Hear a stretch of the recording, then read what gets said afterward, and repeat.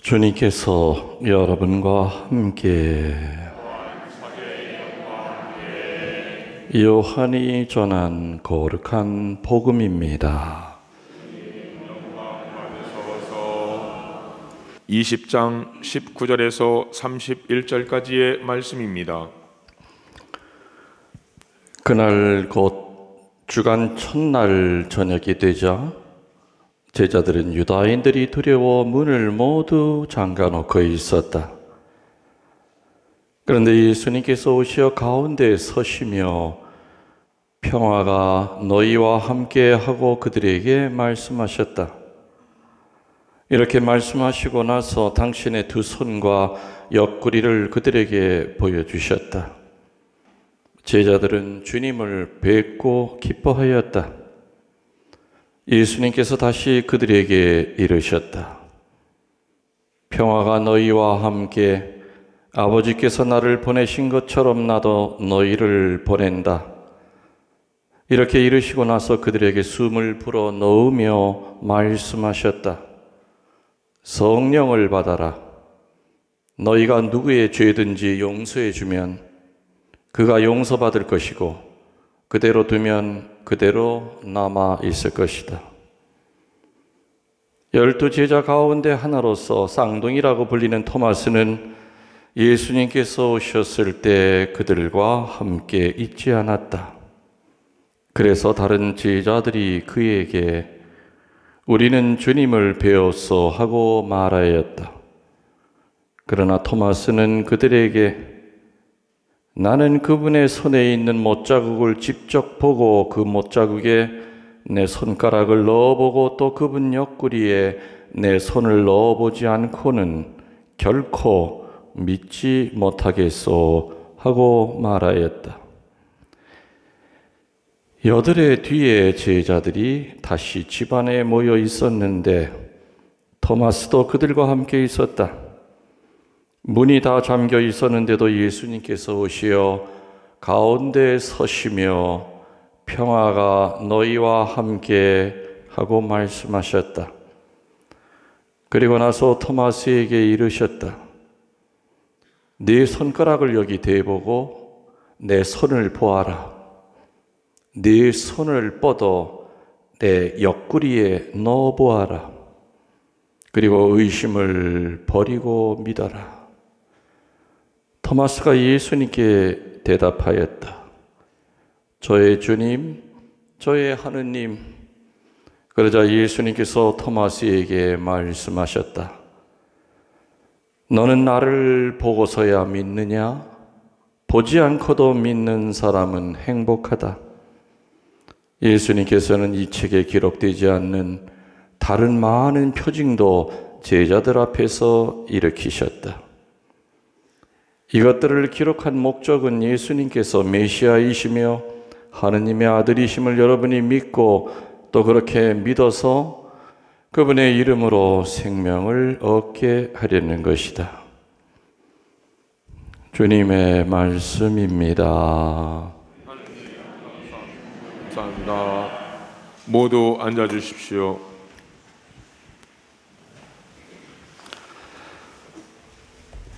참 예수님, 주님의 이름으로 평화를 빕니다.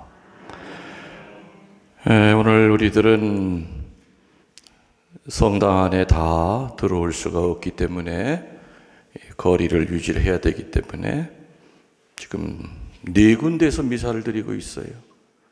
여러분들도 일찍 오셔서 자리를 잡으신 거고 우리 예비자들은 땡 잡았지. 미리 다 탁 써 있으니까 예비 신자석이라고.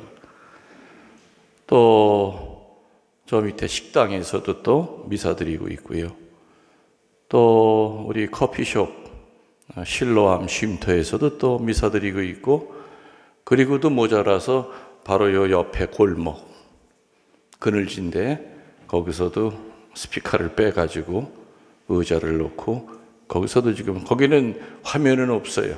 그냥 요 옆에는 목소리만 들으시는 거예요. 잘 들리우? 대답이 없네. 오늘 부활 2주일이면서 동시에 무슨 주일이죠? 자비주일. 자비주일은 시작이 2001년도 부활 2주부터 자비주일이 시작이 됐습니다. 요한 바오로 2세가 2000년도에 정하셨고요. 그 자비주일은 어떻게 해서 시작이 됐느냐? 자비주일 얘기를 하면은 꼭 어느 성녀 수녀님이 떠올라요.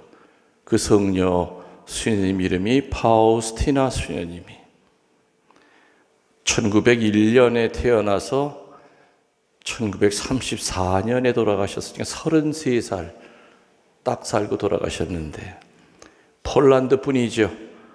폴란드에 아주 지질이 가난한 집에서 태어나서 제대로 배우지도 못했대요. 그냥 어릴 때는 죽어라 하고 일만 했나 봐요. 그러다가 10대 중반서부터 어떤 하느님의 계시 같은 것을 받기 시작했어요. 그래서 수도원에 입회를 합니다. 그 수도원 이름이 자비의 수녀원으로 입회를 해요.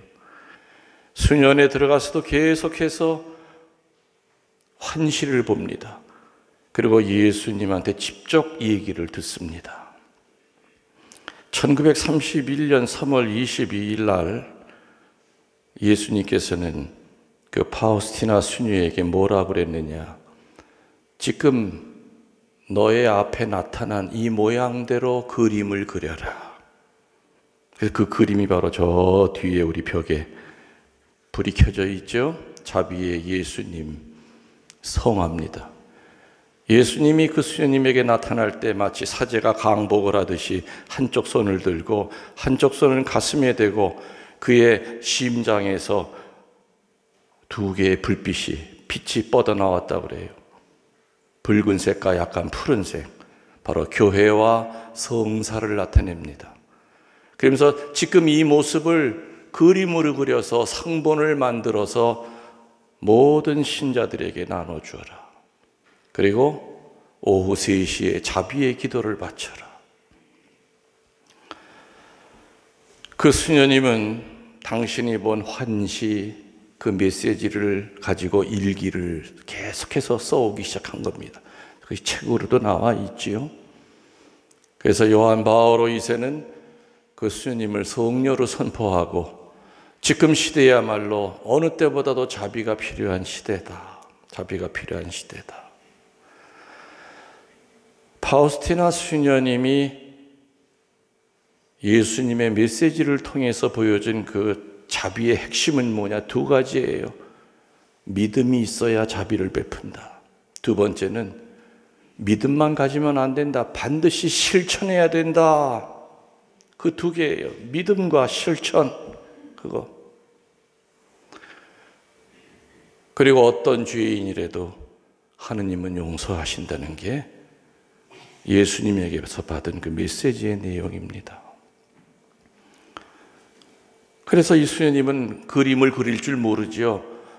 단지 봤던 거를 영적 지도 신부님에게 얘기했더니 영적 지도 신부님이 화가를 이렇게 붙여줬어요.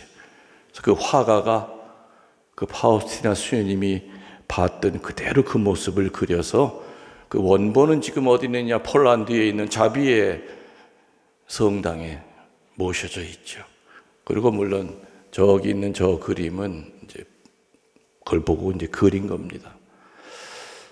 원래 저 자비의 예수님 그림이 엄청 커요. 3년 전에 어느 화가가 저거를 들고 왔어요. 신부님 이 성당에다가 모시면 좋겠습니다. 한 1년 동안은 그냥 저쪽에다 이렇게 세워놨어. 어디 걸 데가 없는 거야. 여기다 걸자니 너무 크고. 그래서 한때는 도로 가져가라 그랬어요. 그러다가 내가 갑자기 어느 날 기도하는데 자비의 예수님이 우리를 찾아왔는데 내가 자비의 예수님을 쫓다니 그 자리를 찾아서 바로 지금 저 자리에다 이렇게 걸어놓은 겁니다. 그리고 저는 2년 동안 기도했습니다. 우리 서운동 신자들이 또 이것을 방문하는 사람들이 자비 가득한 사람으로 변하게 도와주십시오. 그리고 그 자비를 생각으로만이 아니라 실천할 수 있게끔 해주십시오. 기도했죠. 아마 거기에 대한 큰 결실이 뭐냐, 우리 지난번에 아프리카 돕기, 또 주변에 불우한 이유 돕기, 정말 자비를 생각으로만이 아니라 행동으로 옮겼고, 그때 우리 서운동 신자들만이 아니라 전국의 많은 신자들이 같이 호응을 해서 하느님의 자비를 우리 주변의 어려운 분들에게 보여주는 놀라운 역사가 있지 않았습니까? 저는 그때 얼마나 기뻤는지 몰라요. 아, 저 자비의 예수님이 이 사제의 기도를 들어주셔서 이런 결실을 보여주는구나. 그래서 자비주일 날, 오늘은 자비주일이다만 하고 그냥 지나갈 것이 아니라 우리 각자가 내 주변에 얼마나 자비를 베풀고 있는가, 또 실천하고 있는가를 생각하는 날입니다. 이 독서대 지금 바로 앞에 보면은 성인들 유해가 12분이 계십니다. 그 중에 한 분이 거기 스티커 찍혀 있는 그 밑에 분이 바로 성녀 파우스티나 유해입니다. 뼈입니다. 조금만 따로 이렇게 띄어갖고 나올 수가 없기 때문에 다른 성인들도 같이 따라 나오셨는데, 아무튼 오늘 여러분들 이따가 저 앞에서 가까이 보시면 됩니다. 보시고 기도하시고, 또 파우스티나 성녀만이 아니라 다른 11분의 성인 성녀 유해도 지금 같이 저 액자 유해함에 모셔져 있으니까 특별히 오늘 나온 겁니다. 그래서 여러분들 이따 보시고 미사 끝나고 난 다음에 앞에서 기도하고 가시면 되겠습니다. 이제 자비주일의 의미를 아셨죠? 자비주일에 예수님이 얘기하시는 그 자비의 핵심은 믿음이 있어야 자비를 베푼다. 안 그러면은 그냥 자기 만족밖에 안 된다. 그리고 믿음만 가지면 안 되고 실천을 해야 된다. 실천. 그 자비의 예수님에 대한 것을 여러분들이 더 깊이 영적 독서하고 싶으시면은 파우스티나 수녀님의 그 일기가 다 책으로 나와 있습니다. 그 책을 사서 읽으시면은 얼마나 깊은 예수님의 그 자비를 우리들이 깨달을 수 있게 될 겁니다. 예, 오늘 자비주일이기 때문에 강론 들어가기 전에 간단히 좀 설명을 드렸습니다. 부활절이 지나고 나서 부활 8부가 지났습니다. 부활절 그 다음 날부터 교회가 정말 반복적으로 강조한 게 뭔지 압니까? 말씀을 통해서 부활의 실제성입니다. 예수님이 부활했다고 하는 것은 유령이 아니라 환청을 본 것이 아니라 제자들이 분명히 살과 피를 가지고 있는 그 예수님의 부활의 실제성을 한결같이 부활 8부 동안 교회는 강조를 합니다. 환각이나 환상이나 단순히 영적인 현상이 아니라 몸에 구멍이 나 있는 인간 예수님의 부활을 부활 8부 동안 교회는 거듭 강조하고 있습니다. 여러 사람들 앞에 나타났지만 부활한 예수님을 알아보는 사람도 있었지만은 또 못 알아보는 사람도 있었습니다. 그래서 특별히 부활 8부 동안 요한복음이 많이 나왔는데, 요한복음 사가는 내가 자주 얘기했듯이 요한복음을 적을 때는 이미 세계 복음은 이미 전부 다 세상에 이미 돌아다니고 있었던 시절이었습니다. 요한복음은 예수님 돌아가시고 나서 70년 후에 쓰여졌다고 그랬죠. 다시 말하면 요한 사도는 무려 70년 동안을 묵상 끝에 다른 복음서에는 빠져 있거나 강조가 덜 되어 있는 것을 요한 사도는 요한복음에다가 적습니다. 거의 100살이 된 고령의 요한 사도의 머릿속에 남아있는 70년 전 기억 중에 하나가 뭐냐? 예수님이 부활을 분명히 하셨는데 아니다, 유령이다, 기다, 아니다 하는 그거 가지고 또 이렇게 파가 갈라졌던 것이 기억에 그대로 남아 있었습니다. 이번 기회에 정리를 확실히 하죠. 예수님은 유령이 아니라 분명히 실제 인간 예수님의 부활이다. 여러 사람들 앞에 나타났지만 부활한 예수님을 바로 알아채지를 못합니다. 여러분들, 옛날에는 이웃이 참 가까웠죠. 그래서 이웃집에 동네 애들끼리도 잘 놀았고, 또 이웃집에 있는 형이 아랫집에 있는 동생도 잘 챙겨줬었어요. 어느 날 이웃집에 있는 고등학교 형이 초등학교 2학년 앞집애를 데리고 대공원을 놀러 갔어요. 어디 갔다고요? 대공원에 놀러 갔더니 이제 사슴도 있고 그러지 않습니까? 그래서 사슴이 가만히 있질 않잖아요. 움직이니까 숫자를 세다 보면 또 놓치고 하여튼 숫자를 다 그 세는 것이 한 재미였습니다. 그러다가 고등학교 형이 초등학교 2학년 앞집 동생에게 내가 너한테 수학 문제 하나 낼까? 그랬어요. 예, 저 수학 잘해요. 내보세요. 5 빼기 3은 몇이니? 그랬어요. 대답해 보세요. 둘이죠? 그럼 이 꼬마도 둘입니다. 그랬어요. 아이고, 잘한다. 또 문제 낼게. 3 빼기 5은 몇이니? 그러니까 이 아이가 눈을 동그랗게 뜨고, 형! 그런 문제가 세상에 어디 있어? 어떻게 3에서 5을 빼? 아, 이놈아, 답이 있어. 아이고, 형 못 믿겠어. 그래서 이 아이가 그냥 삐졌죠. 그래서 그런 마음으로 집에 들어와서 엄마한테, 엄마, 묻집 형이 세상에 고등학생까지 돼가지고 3에서 5을 빼보래. 네? 그러니까 엄마가 씩 웃으면서, 그 형이 얘기한 거 엉터리가 아니라 진짜 답이 있어. 네가 몰라서 그래. 아이고, 엄마도 못 믿겠네. 그 다음에 이제 신문 보는 아버지한테 가서 똑같은 얘기를 했어요. 형이 3에서 5을 빼보래. 아버지 웃기지. 그 형 고등학교 헛다녔어. 하니까는 또 아버지도 웃으면서 네가 아직은 몰라서 그렇지 3에서 5 뺄 수도 있어. 그러니까 이 아이는 자기 방에 문 걸어 잠그고 세상에 믿을 놈 하나도 없네.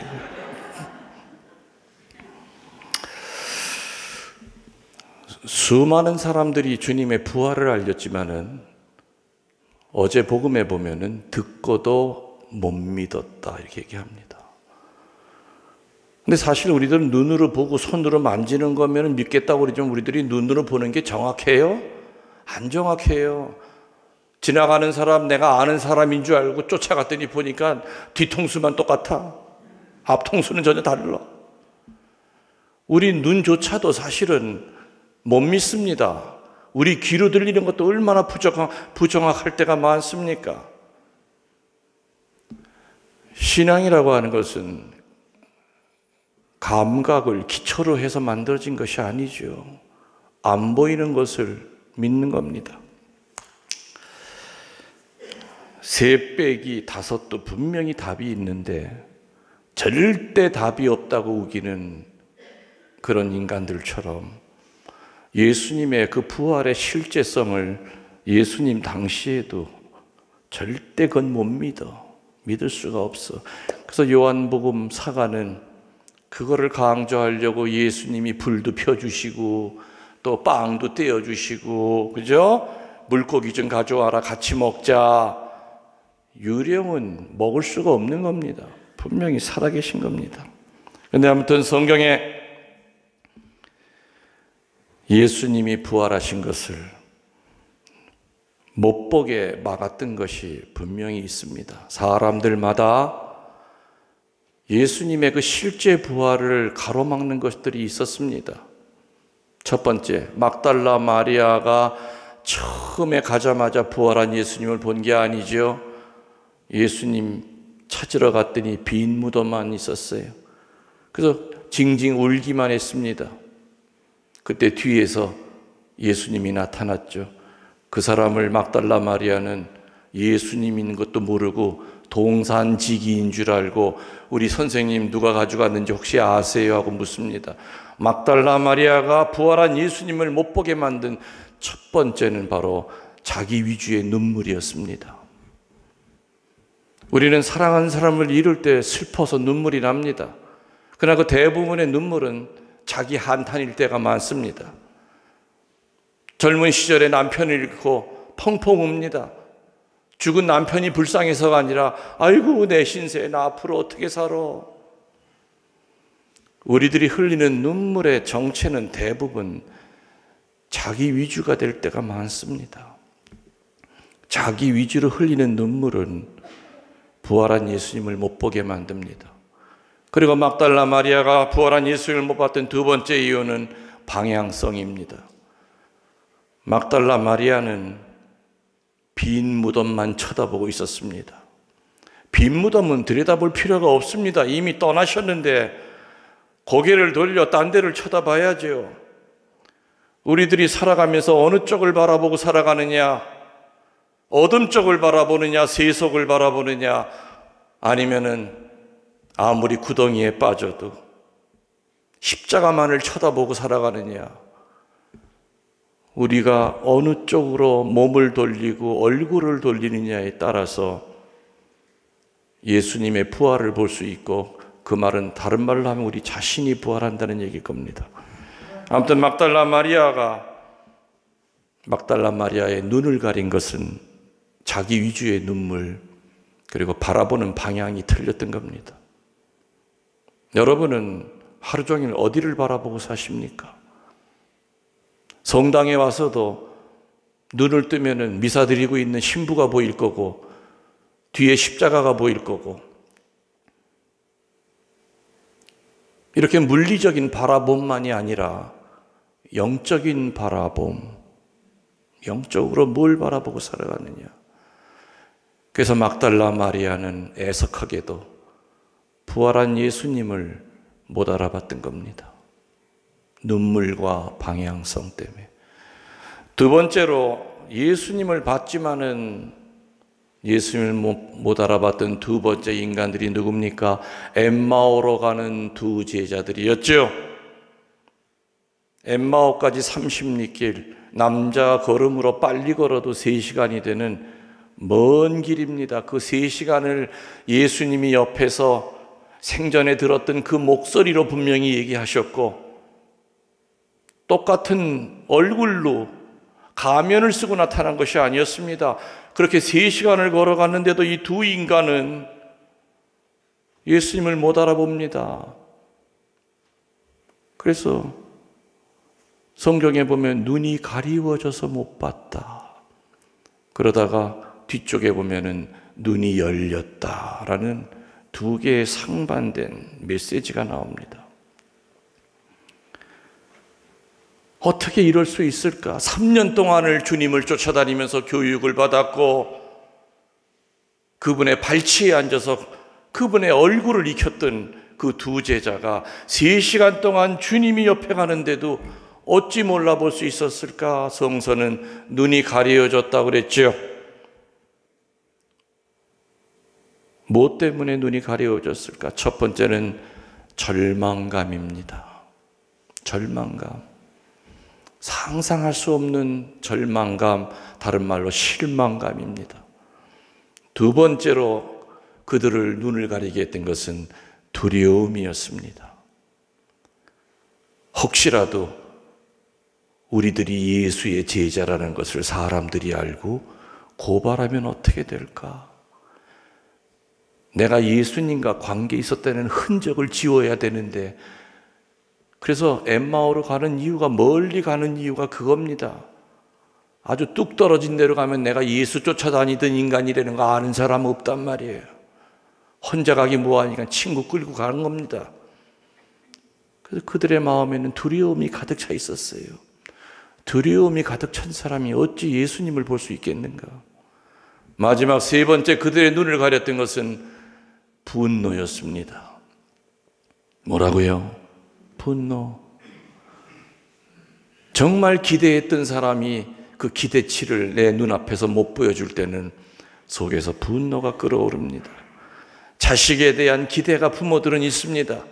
근데 그 자식이 부모의 기대와는 반대로 엇나가기 시작하면은 기대했던 그 부모는 속에서 화가 치밀어 오릅니다. 엠마오로 가는 두 제자가 절망감과 두려움과 분노 때문에 눈이 가리워졌었다.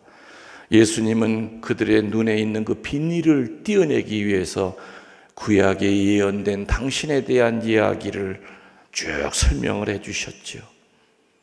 그때 조금 마음이 울컥거립니다. 그러나 여전히 예수님을 못 알아봅니다. 그런데 언제 알아본다고 그랬습니까?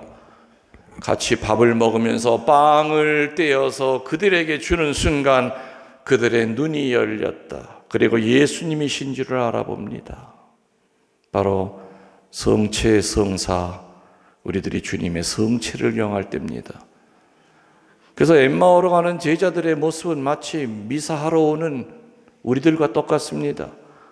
미사하러 들어올 때까지만 해도 세상 걱정 다 끌어안고 우거지상을 하고 들어옵니다. 그러나 미사하면서 복음을 읽고 그 복음에 대한 해설을 사제를 통해 들으면서 가슴에서 감동이 오기 시작할 겁니다. 그러다 마지막으로 주님의 성체를 영할 때는 눈물이 앞을 가립니다. 그때야 예수님을 완전히 알아보는 겁니다. 그래서 내가 며칠 전 강론 때 얘기했죠.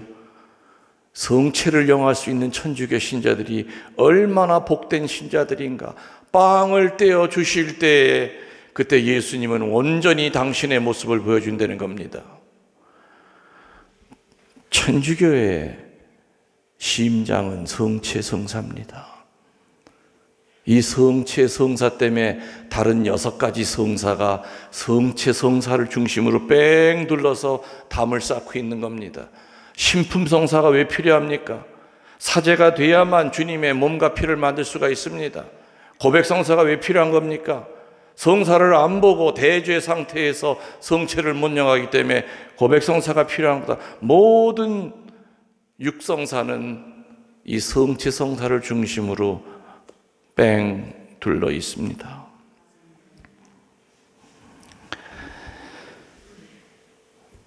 엠마오의 두 제자들은 절망감과 두려움과 분노에 사로잡혀서 3시간 동안 주님을 모르고 있다가 주님이 당신에 관하여 성경을 설명해 주실 때 조금씩 어디서 많이 듣던 소리인데 또 자세히 보니까 누구 닮은 것도 같은데 하면서 예수님에 대해서 눈이 떠지기 시작합니다. 그러다가 어느 때라고 그랬죠? 빵을 받아 먹을 때, 우리로 따지면 성체를 영할 때 주님을 확실히 알아봅니다. 그리고 난 다음에 그걸로 끝나지 않죠? 민기적거리지 않고 감상주의에 빠지지 않고 바로 곧 일어나서 30리길을 다시 되돌아갑니다. 그리고 제자들에게 주님 부활했다고 알립니다. 그런데 제자들이 안 믿습니다. 안 믿습니다. 자, 3번째로 등장하는 인물, 오늘 복음 후반부에 나오는 토마스입니다. 처음에 다른 제자들과 같이 있어야 되는데도 불구하고 토마스는 이성주의자였기 때문에 먹고 살 길 찾으러 다락방을 벗어났던 겁니다. 다락방은 교회를 나타냅니다. 교회 밖을 떠나면 우리 주님 못 봅니다. 토마스가 딴 데 가서 세월 보내고 있을 때 다른 제자에게 예수님이 나타납니다. 그 자리에는 사도 토마만 없었습니다. 나중에 돌아오니까는 제자들이 그냥 뭐가 이상한 것을 본 듯이 제정신이 아니야. 니들 왜 그래? 주님 왔다 가셨어. 아이고 이 미친 인간들. 뭘 주님이 왔다. 야, 내가 그 양반이 손등에 있는 그 못자국 내가 눈으로 이렇게 봐야 되고 그 구멍에다 내 손가락 좀 이렇게 집어넣어서 한번 베베 돌려봐야 내가 믿는다. 며칠 지나서 또 들어오셨죠? 어떻게 너는 나를 보고야 믿느냐? 집어넣어봐. 야, 목구멍이 있다. 네가 한번 집어넣어봐. 옆구리 보였죠? 사도 토마는 무릎을 털썩 꿇으면서 변명하지 않았습니다. 구차하게 용서를 청하지 않고 딱 한마디, 나의 주님, 나의 하느님. 사실 사도 토마는 확신에 이르기 위한 성실한 의심을 하는 겁니다. 그거는 때때로 필요합니다. 무대뽀적으로 믿는 것이 아니라 알아야 됩니다. 그래서 교리가 필요하고, 교리를 배우다가 의심이 들면 그 교리를 해결할 수 있는 방법을 자꾸 찾아서 묻든지 찾아봐야 됩니다. 그게 나쁘다는 게 아니죠. 도마 사도는 아무튼 첫 번에 부활한 다락방에 오셨던 예수님을 못 봤습니다. 못 보게 했던 그 이유는 도마 사도의 이성주의입니다. 그리고 합리주의 경향입니다. 그리고 도마 사도는 회의주의자였습니다. 이런 것들로 가득 차 있을 때 우리는 부활한 주님을 못 봅니다. 네 번째로 티베리아 호숫가의 제자들 얘기가 나옵니다. 티베리아 호숫가의 제자들은 부활한 주님을 못 봤습니다. 그들은 숙명론자로 바뀝니다. 야훼 이레라는, 야훼 이레가 뭐죠? 주님이 나의 앞길 선하게 예비하고 계시다는 뜻입니다. 분명히 예수님은 돌아가시기 전에 나는 죽었다 사흘 후에 부활할 거라고 얘기하셨죠. 그런데 이때 이미 이 제자들은 까맣게 잃어버리고, 앞으로 우리 뭐 해 먹고 사냐, 뭐 특별히 할 거 있냐, 다시 어부짓해야지. 그래서 고기 잡으러 나간 겁니다. 다시 말하면은 희망론자가 운명론자가 되고 숙명론자로 바뀝니다. 그러면서 신세 타령만 합니다. 아이고 내 팔자 어쩐지, 내가 3년 동안 허송세월 하면서 우리들이 그 인간 쫓아다녔어. 3년 동안 누가 보상해줘.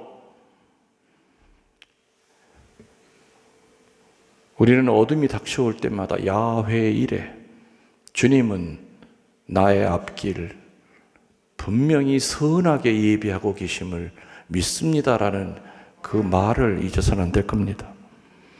마지막으로 다섯 번째로 베드로였습니다.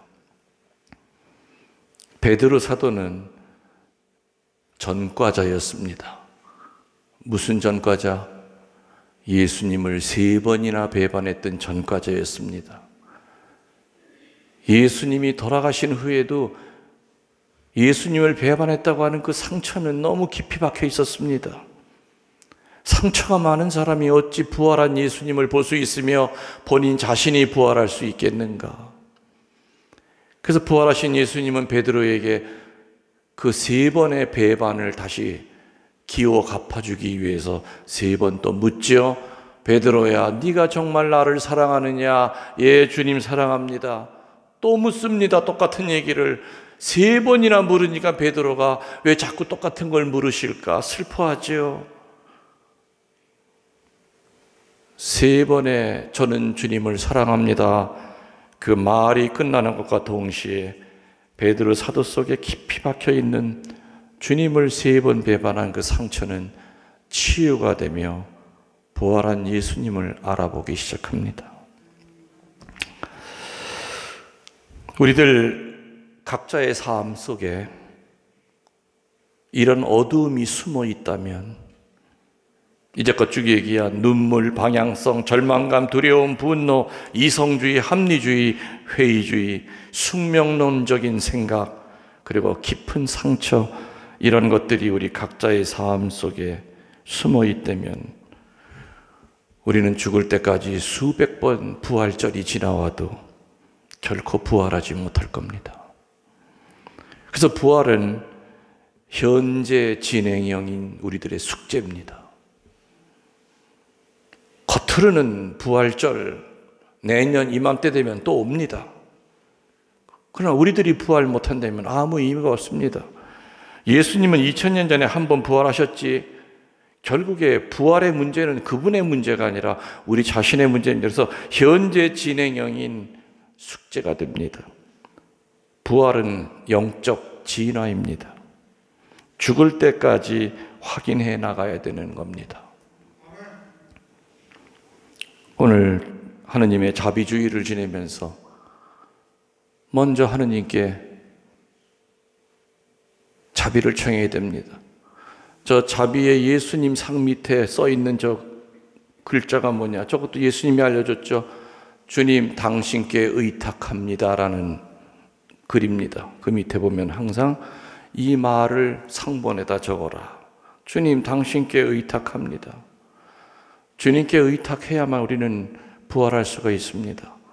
그리고 부활한 그 힘을 가지고 구체적으로 자비를 실천할 수 있다는 거 믿으면서 자비주의를 거룩하게 보내도록 합시다. 아멘. 모두 일어나시어 우리들의 신앙을 고백하겠습니다.